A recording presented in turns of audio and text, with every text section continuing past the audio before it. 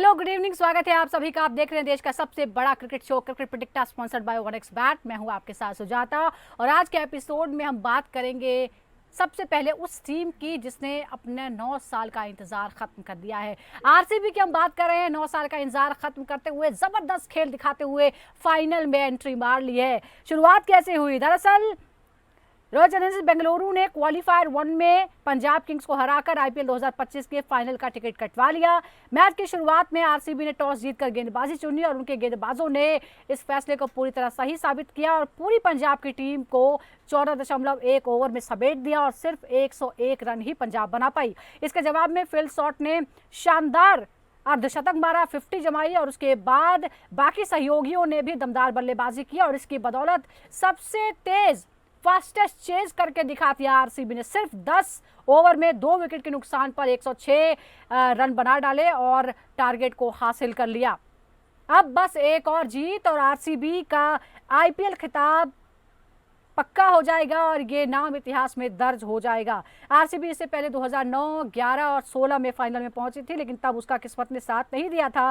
लेकिन इस बार उम्मीद है, फॉर्म भी है और किस्मत भी उनके साथ नजर आ रही है। हालांकि पंजाब किंग्स की कहानी अभी खत्म नहीं हुई है, उम्मीद अभी बरकरार है क्योंकि आज का जो मुकाबला हो रहा है एलिमिनेटर, उसकी विजेता के साथ क्वालिफायर 2 में पंजाब का आमना सामना होगा, यानी उसके पास एक और विकल्प है और टॉप 2 के लिए इसीलिए सारी जद्दोजहद होती है क्योंकि 2 मौके वहां पर मिलते हैं। तो आज के मुकाबले में जो जीतेगा वही पंजाब से भिड़ेगा। तो आज आपको बता दें कि क्या मुकाबला है, ये इंपॉर्टेंट है। आज है एलिमिनेटर जिसमें गुजरात टाइटंस का मुकाबला होने वाला है मुंबई इंडियंस के साथ। और लीग स्टेज की बात करें तो शुभमन गिल की कप्तानी वाली गुजरात ने कुल मिलाकर 9 मैच जीते और 18 अंकों के साथ वो फिलहाल तीसरे स्थान पर है, जबकि चौथे स्थान पर एमआई रही। 8 मुकाबले उसने जीते हैं और प्लेऑफ का टिकट कटाया। अब देखना होगा कि क्वालिफायर 2 में इनमें से कौन सी टीम आगे बढ़कर पंजाब के साथ भिड़ती है। अगर आमने सामने हेड टू हेड की बात करें तो 7 बार आमना सामना हुआ है जिसमें डोमिनेट करता है गुजरात, डोमिनेट करती है। 5 मुकाबले जीते हैं, मुंबई को सिर्फ 2 बार जीतने का मौका दिया है। तो चलिए बात करते हैं कि आज कौन सी टीम किस पर भारी पड़ेगी, क्योंकि एक है 5 बार की चैंपियन तो गुजरात भी कम नहीं है। सीजन जब पहले सीजन में ही उसने चैंपियन बन के दिखा दिया था कि वो यहाँ पर लंबी रेस का घोड़ा है और इस सीजन की शुरुआत भी शानदार रही थी। बाद के मुकाबले में थोड़ा सा लड़खड़ाई है, लेकिन गुजरात में पूरी तरह से दम वो नजर आता है कि वो चैंपियन बन सकती है। बात करते हैं, हमारे साथ 2 खास मेहमान जुड़ गए हैं। हमारे साथ हैं पूर्व अंतर्राष्ट्रीय और आईपीएल अंपायर अनिल चौधरी और senior sports journalist Taus Rizvi. Anil ji, हम सबसे पहले गुजरात से ही शुरुआत करते हैं। गुजरात जबरदस्त फॉर्म में थी, टेबल टॉपर थी। ब्रेक के बाद हालांकि जो उसकी लय थी वो गड़बड़ हो गई और उसमें एक बड़ी भूमिका जो रही, बड़ी कमी रही, वो रही जोस बटलर की। अब बड़ा सवाल यह है कि जोस बटलर की गैर मौजूदगी में भी क्या गुजरात अपनी तेज रन रेट को बरकरार रख पाएगी, क्योंकि जोस बटलर ने शानदार खेल दिखाया। डेथ ओवर्स में देखे तो 211 के स्ट्राइक रेट से वो खेले। जीटी के टॉप 3 जो बल्लेबाज है उन पर हालांकि डिपेंडेंसी भी बहुत ज़्यादा रही है। क्या आपको लगता है कि बटलर की गैर मौजूदगी में भी जीटी वही कर पाएगी? देखिए, गुजरात की सक्सेस का सबसे बड़ा रीजन उनका टॉप ऑर्डर और टॉप मिडिल ऑर्डर रहा, जो कि बटलर के बिना बहुत गड़बड़ मुझे लग रहा है। तो इन तीनों में से कोई एक बैट्समैन इनका लंबा खेला, या तो गिल खेले या फिर साई खेले या बटलर खेले, और आज बटलर नहीं है और बटलर ने बहुत सारे रन बनाए। इस टूर्नामेंट में बटलर का ना होना बहुत एक मुश्किल काम हो जाएगा गुजरात के लिए, क्योंकि इतना सीजन प्लेयर जो इतना जबरदस्त फॉर्म में भी है और जिसका दूसरी टीम पे भी बहुत इम्पैक्ट आता है कि इतना सीनियर प्लेयर जो आपकी टीम में होता है तो बॉलर्स पे प्रेशर रहता है। सो मुश्किल होने वाली है जीटी को, ये बहुत इंपॉर्टेंट पॉइंट है और गिल और साई के ऊपर बहुत ज्यादा जिम्मेदारी आ जाएगी। साथ ही जो बाकी बचे बैट्समैन जो मिडिल ऑर्डर में है उनको भी लंबा खेलना पड़ेगा, so that they have wickets in the hand बाद की डेथ ओवर्स में। तो इट्स चैलेंजिंग एंड गुजरात के लिए थोड़ा सा एक माइनस पॉइंट मुझे लग रहा है। बिल्कुल ये है, लेकिन अब आपने शुभमन गिल का जिक्र किया है तो ताउस ये भी है कि शुभमन गिल भी अच्छा खेल रहे हैं। 173 का स्ट्राइक रेट है उनका, लेकिन जो मुंबई की गेंदबाजी है खास तौर पर मिड ओवर्स में, क्या आपको लगता है कि शुभमन गिल उस गेंदबाजी के सामने भी इस तरह की स्ट्राइक रेट मेंटेन कर पाएंगे? आई थिंक अगर खड़े रहेंगे शुभमन गिल, शुरुआत अच्छी दे देंगे पावर प्ले में, तो मुझे लगता नहीं कोई ज्यादा परेशानी हुई, क्योंकि अगर आप देखेंगे मिडिल ओवर्स मुंबई इंडियंस का कुछ ग्रेट नहीं दिख रहा है हमको शुरुआती ओवर्स अच्छे दिख रहे हैं बुमराह और ट्रेंट बोल्ट से, या दीपक चाहर अगर अच्छा आज खेल लिए तो, और डेथ ओवर्स हमको दिख रहे हैं फास्ट बॉलर्स की तरफ से। करण शर्मा आ जाते कहीं ना कहीं, बट वो जो कन्विंसिंग है, जो शुभमन का स्टाइल ऑफ प्लेइंग है, अगर उन्होंने वही मेंटेन किया साई सुदर्शन के साथ, अग्री विद अनिल भाई की जॉस बटलर की कमी बहुत ज्यादा खलेगी, जो ऑलमोस्ट वहां पर बराबरी कर देते थे मिडिल ओवर की बड़ी शॉट्स मार के।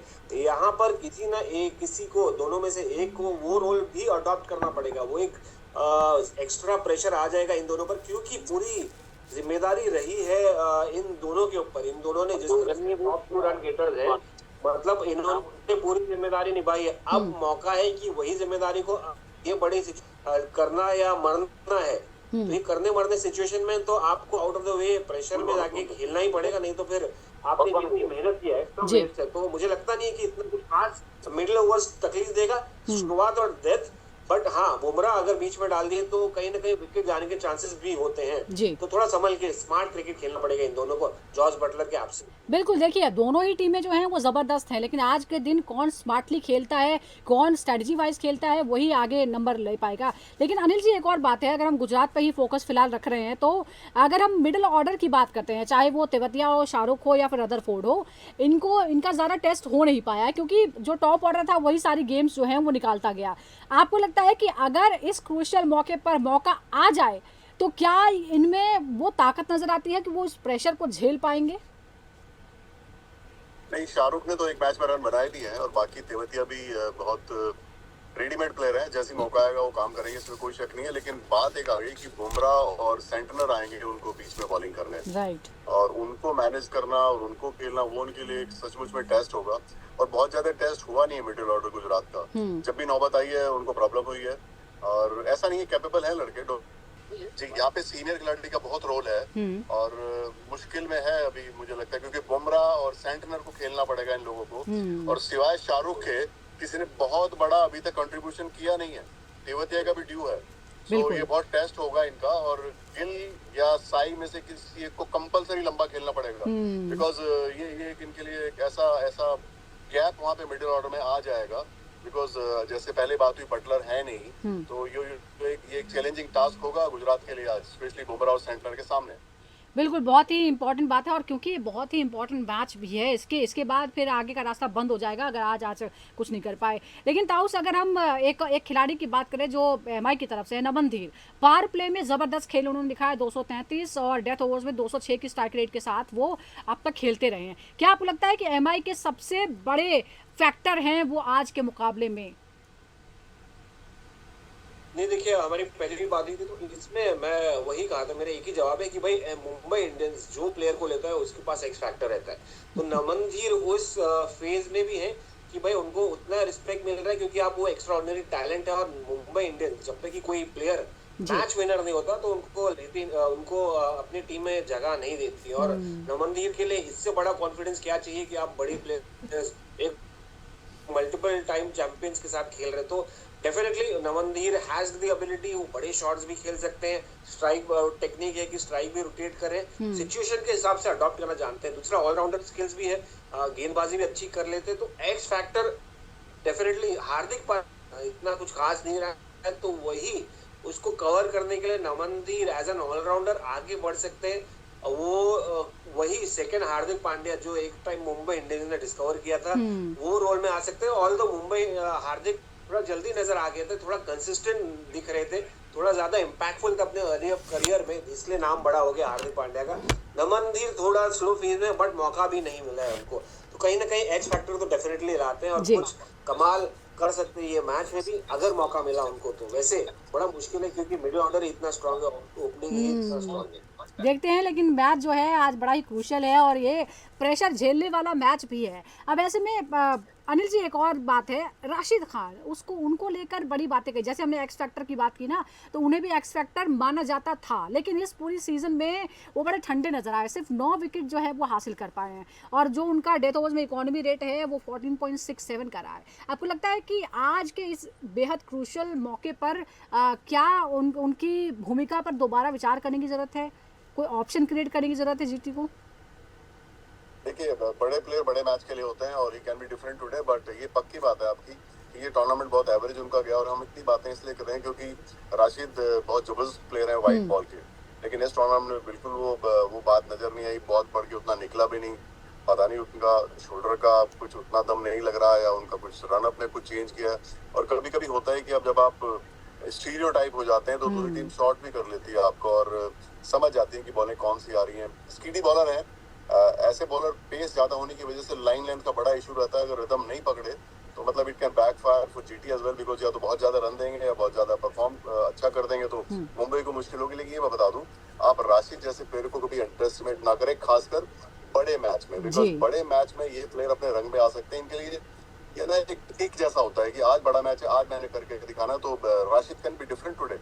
आप देखिएगा मैच में हो सकता है राशिद आज इम्पोर्टेंट प्ले कर रहे हैं। बिल्कुल, हम भी यही उम्मीद करते हैं कि जिसके लिए उन्हें जाना जाता है आज वो अपनी टीम के लिए करके दिखाएं, क्योंकि टीम ने बहुत शानदार शुरुआत में बहुत शानदार प्रदर्शन किया है और वो सारा प्रदर्शन जो था वो इस दिन के लिए ही था। अब अगर हम डेथ ओवर्स की बात करते हैं और बुमराह की बात करते हैं ताउस, तो बुमराह का जो डेथ ओवर्स में इकोनॉमी रेट है वो 7.41 है, यानी बहुत अच्छा है। जबकि कंपेरिजन करते हैं हार्दिक से तो वो 11+ है, जीटी के रबाडा भी 11+ है। क्या आपको लगता है कि यहाँ इस कंपेरिजन में एमआई को बढ़त है जीटी के ऊपर? नहीं, डेफिनेटली एमआई को तो फास्ट बॉलिंग में बढ़त ही है यार। देखिए आपके पास जब जसप्रीत बुमराह है, जब आपके पास ट्रेंट बोल्ट है, तो एक कॉम्बिनेशन बहुत जबरदस्त दिखता है। और वैरायटी हैंड्स में देखिए, एक लेफ्ट आर्म पेसर है और एक राइट आर्म है। जसप्रीत बुमराह माइल्स अहेड है बाकी सब फास्ट बॉलर से। ट्रेंट बोल्ट के पास एक्सपीरियंस है और साथ साथ स्किल्स भी है। दीपक चार अगर शुरुआत अच्छी दे दे तो उससे बड़ा क्या है। बट कहीं ना कहीं गुजरात टाइटंस भी जो फॉर्म में रहे, कंसिस्टेंसी दिखाए, मोमेंटम दिखाए उनके फास्ट बॉलर्स ने। One of the reasons why they have been so successful this season. Mohammed Siraj rhythm में आ गए, वन ऑफ द रीजंस कि वो टेस्ट मैच स्क्वाड में है। आईपीएल की परफॉर्मेंस से कॉन्फिडेंस मिल गया है सिलेक्टर्स को भी। प्रसिद्ध कृष्णा जबरदस्त बॉलिंग, ग्रेट वेरिएशन, जिस तरह से गेंदबाजी की उन्होंने, top of the point wicket takers है।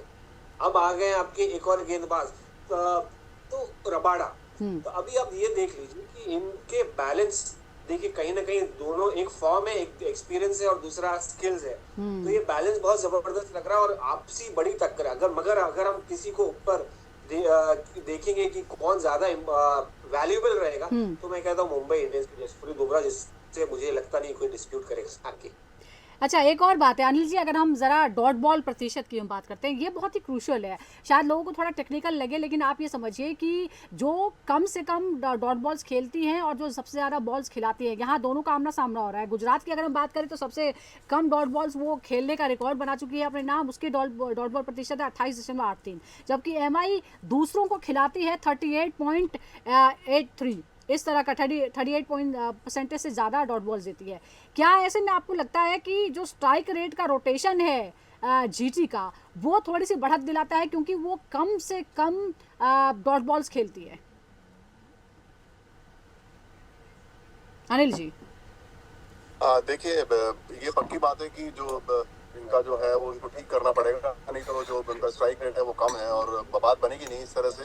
क्योंकि ये मैच में बिल्कुल आपको दोबारा से तैयार करना पड़ेगा और ये मैं बता दूं, ये छोटे छोटे फैक्टर पूरा मैच चेंज कर देंगे। क्योंकि अगर जहां भी थोड़ा सा गैप मिला, ज्यादा बड़ा गैप मिलेगा नहीं इस मैच में। आप भूलिए कल का मैच, ये आज वाला मैच बहुत टाइट होगा। छोटा सा भी ऊपर नीचे हुए आप रिकवरी नहीं कर सकते। T20 मैच है, आज की टीम में बहुत बैलेंस है और कल की टीम से, कल के मैच से सबक लेंगे। और एक खास बात, दोनों टीमें बड़े कन्वेंशनल क्रिकेट खेलती हैं। स्टडी स्टार्ट करेंगी और फिर जाके पिकअप करेंगी। दोनों का स्टाइल मोरलेस सेम है। बॉम्बे को थोड़ा बॉलिंग का एडवांटेज, इसमें कोई डाउट नहीं है। बिल्कुल, ये इंपॉर्टेंट आपने बात कही है। अब बॉलिंग की बात पर हम कंटिन्यू करते हैं। जीटी का जो बॉलिंग इकोनॉमी रेट है वो है 9.64। सवाल ये है कि क्या एमआई के जो तेज मिड और डेथ ओवर स्कोरिंग होती है, क्या उस पर लगाम लगाने के लिए ये कामयाब रहेंगे? ताउस, आपको लगता है कि जो बॉलिंग स्क्वाड है और जो इकोनॉमी रेट है उसे देखते हुए? I hope not, because right now जो एडवांटेज गुजरात को है, मतलब कंसिस्टेंसी का या top of the points table होने का, कहीं ना कहीं जॉर्ज बटलर तो नहीं है। मगर अगर आप गेंदबाजी की करें तो यार अनिल भाई ने कहा राशिद खान है, हमने कहा मोहम्मद सिराज है, प्रसिद्ध कृष्णा, तो एक अच्छा बॉलिंग लाइनअप है इनके पास। ऐसा नहीं कि अगर बुमराह को हटा दिए तो सामने को, यहाँ पर एक कलेक्टिव बॉलिंग लाइनअप है जो एक दूसरे को सपोर्ट कर सकता है दोनों एंड पे। तो मुश्किलें डाल सकता है। सिर्फ इम्पोर्टेंट ये मुंबई इंडियंस की अपनी विकेट ना फेंकी, क्योंकि देखिए जैसे मैंने कहा एक्स फैक्टर है हर बॉलर प्लेयर।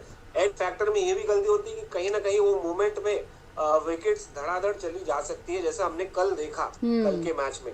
तो फॉर्चुनेटली यहाँ पर थोड़ा सा ऑब्वियसली मेजर एक्सपीरियंस है रोहित शर्मा के पास। शुरुआत तो अच्छी देनी पड़ेगी, सूर्य कुमार यादव का जबरदस्त फॉर्म है, तिलक वर्मा को he'll have to put his hands up। Hardik Pandya ने इतना मेजर जो इम्पैक्ट करना चाहिए वो सीजन दिखानी है, तो कलेक्टिव नमन दी रहे अलग टैलेंट। तो देखिए अच्छी बैटिंग लाइनअप है, मगर कहीं ना कहीं किसी को एक को हाथ ऊपर करके, जैसे आरसीबी के लिए विराट कोहली की तरफ चारों तरफ ये रही है इनकी विराट कोहली के लिए आरसीबी की, वैसे ही रोहित शर्मा को कहीं ना कहीं अडॉप्ट करना पड़ेगा। वो स्टाइल स्टार्ट अच्छा दे मगर थोड़ा सा ज्यादा रुक जाए तो इसमें बाकी बिल्कुल। और कहते हैं कि बड़े खिलाड़ी बड़े दिन के खिलाड़ी हैं जी, बड़े दिन के खिलाड़ी रोहित भी माने जाते हैं और आज उनसे भी उम्मीदें रहेंगी। एक और बात गौर करने वाली है अनिल जी, जीटी का अगर मिड ओवर्स में उसका रन रेट देखें तो वो ज़बरदस्त है, वो सबसे ज़्यादा है, 9.94 है इस लीग में, वो सबसे ज़्यादा है। क्या ये जो फेज होगा ये मैच का नतीजा तय करेगा, खास जब एमआई के पास बुमराह हैं, सेंटनर जैसे बॉलर्स हैं? देखिए ये जो आप बात कर रहे हैं कि मिडिल ऑर्डर का उनका स्ट्राइक रेट अच्छा है, उसका रीजन है कि उनके ऊपर के 3 बैट्समैन में से कोई एक ना एक पूरा लंबा खेला है, दैट वाज गिल और साई सुदर्शन या फिर बटलर। बिल्कुल। अब वो उनमें से कोई लंबा एक आदमी आपका चला गया इंपॉर्टेंट वाला जो फॉर्म में था, अब बचे 2। इनमें से जब तक ये कोई लंबा नहीं खेलेगा, जो आपके साथ में शाहरुख हैं, तेवती हैं, या जो भी लोग ऐड ऑन करेंगे वो इनमें से एक होना चाहिए। तो आज बचे 3 में से 2, तो ये बड़ा बार पहले भी बात हुई। और बुमराह वगैरह जब वन चेंज बॉलिंग करते हैं या थोड़ी सेमी न्यू से बॉल करते हैं, Bumrah is a difficult bowler to play with semi new ball. I tell you, नई बॉल से इतना नहीं है, ये पुरानी बॉल होती है तो उनका रिवर्स और उनका बॉल पड़ के एंगल से अंदर आएगा और पड़ के बाहर जाएगा, वो बहुत डिफिकल्ट बॉलर हैं। और कहीं थोड़ा सा पिच में जरा भी विएटर मिला या थोड़ा भी बॉल पड़ के कुछ होगा तो सेंटर भी उतने डेंजरस है, तो बहुत चैलेंजिंग होगा गुजरात के लिए। आप पुराने रिकॉर्ड छोड़ दीजिए, क्योंकि आपको उनकी टीम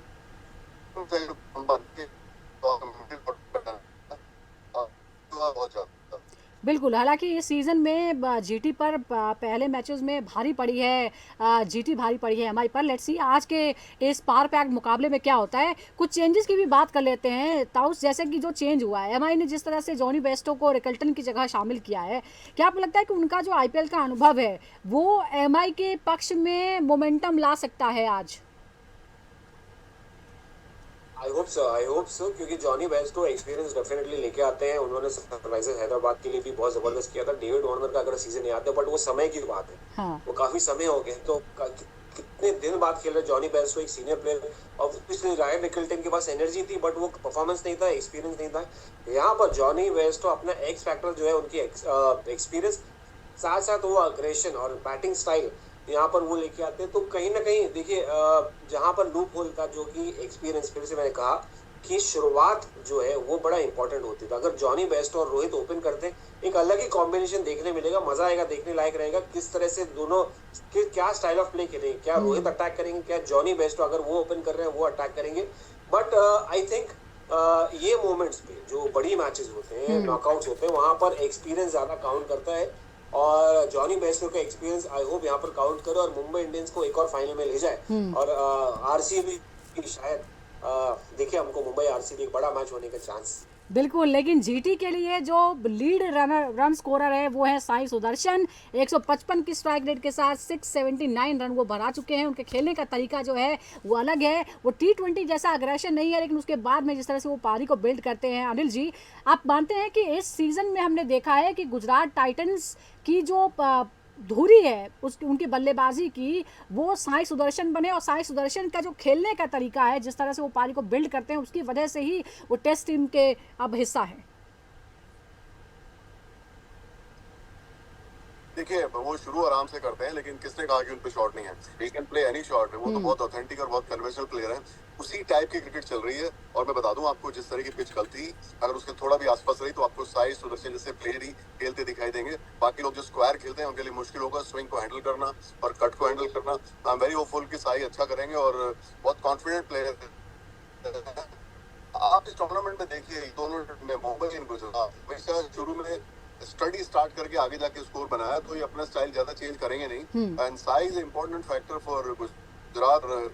साई की टेक्निक ऐसी है कि वो ऐसी विकेट पे भी जहाँ पे थोड़ी बॉलर को हेल्प है सर्वाइव कर सकते हैं लोगों को, but he is very very consistent और वो कंटिन्यू करेंगे जैसा मुझे लग रहा है, क्योंकि बहुत कन्वेंशनल प्लेयर है। बिल्कुल, देखिए अनिल जी, ये जो दोनों ही टीमें हैं ये इस सीज़न की सबसे बैलेंस टीमें हैं और जैसा आपने कहा कि बड़े ही ट्रेडिशनल गेम इन्होंने खेला है। आप क्या मानेंगे, आप किसको आज के मुकाबले में थोड़ा सा एज है और कल के मुकाबले से क्या सबक लिया जा सकता है आज? देखिए कल क्या हुआ कि पिच में थोड़ी बॉलिंग के लिए हेल्प थी, थोड़ा गियर चेंज नहीं किया पंजाब की टीम में, वो एक ही स्टाइल से खेलते रहे, उनका वही हश्र हुआ जो एसआरएच का हमने कई बार देखा है। एक ही तरह आप नहीं खेल सकते, आपको पिच के हिसाब से अडेप्ट करना होता है। यहीं पे कोचिंग और मेंटरशिप का रोल आता है। टाइम आउट में जो लोग अंदर आए उन्होंने क्या बात करी, क्या उन्होंने चेंज किया, और उनका थोड़ा बैड लग रहा कि श्रेयस अय्यर नहीं खड़े हुए और बाद में स्टॉनिश लग रहा था कि थोड़े और कल के मैच में अगर 140 कुछ रन होते तो बहुत अच्छा मैच होता। आज कल को देखते हुए ये लोग ध्यान रखेंगे कि शुरू में विकेट ज्यादा ना गिरे। आप पावर प्ले में 5-7 रन कम बनाए कोई बात नहीं, लेकिन आपने एक बार नई बॉल निकाल दी, then you can control the game. और ये पक्की बात है, जो भी टॉस जीतेगा वो पहले बॉलिंग करना पसंद करेगा कल के देखते हुए, और कल से यही सबक लेंगे सब लोग कि थोड़ा लंबा के लिए अगर आपने एक बार 170-80 का टारगेट रखें, ज्यादा बन जाते हैं बड़ी अच्छी बात है, लेकिन सीधा 200 रन सोचेंगे तो बैकफायर कर जाएगा। जी ताउस, आज इन दोनों जो बराबरी की टीम लगभग हैं उनमें किसको एज लगता है आपको? देखिए एक्सपीरियंस, टाइटल्स और इसके हिसाब से तो प्रेशर में मुंबई इंडियंस बहुत खेल चुकी है। शुभमन गिल के लिए नया नया प्रेशर है। नथिंग टू लूज नहीं खेलेंगे शुभमन गिल, क्योंकि देखिए जब इतना कंसिस्टेंसी लेके आए हैं और रिदम लेके आए, मोमेंटम लेके आए, तो वो चाहेंगे कि वो जीते, तो प्रेशर में वो ज्यादा रहेंगे। यहाँ पर मुंबई इंडियंस ऑब्वियसली फ्रेंचाइज का प्रेशर अलग ही होता है जब मुंबई इंडियंस की बात करें तो, बट प्रेशर सोक करने की एबिलिटी इनके पास है। मुंबई इंडियंस 5 टाइटल्स ऐसे ही नहीं आते, तो I think Mumbai Indians should soak under pressure, absorb it and win this particular game. Okay, let's see क्या होता है। थोड़ी देर बाद पता चल जाएगा कि इस हाई पावर्ड मैच में, पावर पैक्ड मैच में और प्रेशर को झेलने में कौन थोड़ा सा ज़्यादा एज ले जाती है और वही जो है वो जीतेगी और वही आगे बढ़ेगी और पंजाब के साथ भिड़ेगी क्वालिफायर नंबर 2 में। बहुत बहुत शुक्रिया आपका अनिल जी, और ताउस आपका बहुत बहुत शुक्रिया। तो इस मैच का सभी को इंतजार है, क्योंकि इसी के बाद तय हो जाएगा कि आगे कौन बढ़ेगा। 5 बार की चैंपियन आगे बढ़ेगी या फिर गुजरात टाइटंस एक बार फिर दिखाएगी कि उसमें कितना दम है और किस तरह से जो शुरुआत उसने की थी अब वो उसे अंजाम तक भी पहुंचाने के लिए तैयार है। दर्शकों का भी बहुत बहुत शुक्रिया। इसी तरह लगातार जुड़िए क्रिकेट प्रेडिक्टर के साथ।